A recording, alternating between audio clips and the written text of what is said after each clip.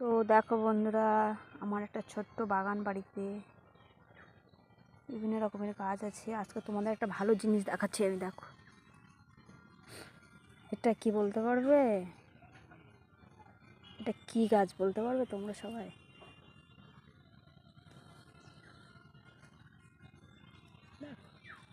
এটা হচ্ছে লঙ্কা গাছ। লঙ্কা টপের ভিতরে লাগিয়েছিলাম।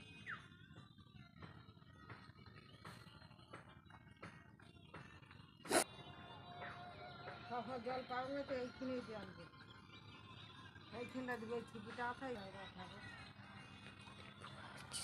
টমেটো হচ্ছে, আরও টমেটো আছে। এটা পালং শাক, টমেটো বাগান, এটা বেগুন,